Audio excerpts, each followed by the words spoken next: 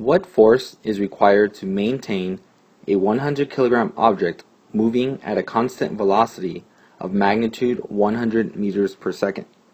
As you can see here in this diagram, we have an object that's identified as the blue circle. It has a mass of 100 kilograms and a velocity of 100 meters per second.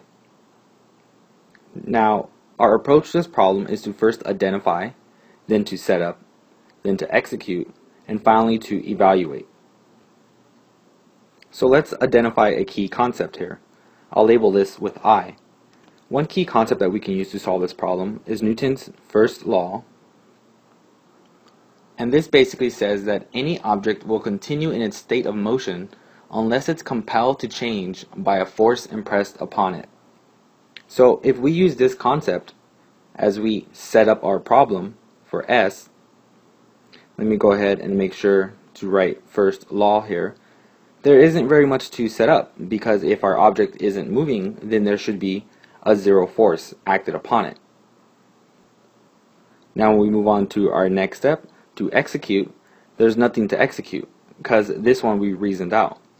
And when we finally evaluate it, that does seem very reasonable, because if an object is continuing to move, then nothing's acting on it. Let's look at it one more time in a different way. This time, let's apply the second law. And this one is basically that force is equal to the mass times the acceleration. So we're trying to actually solve for the force, so we can put F equals to question mark for our identify step.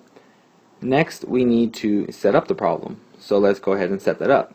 We have F net is equal to MA. Now let's execute it in the next step.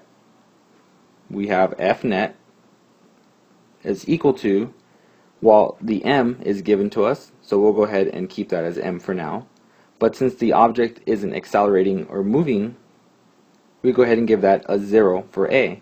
So again, when we finish evaluating it, we have F net is equal to 0, which is the same solution we saw using Newton's first law.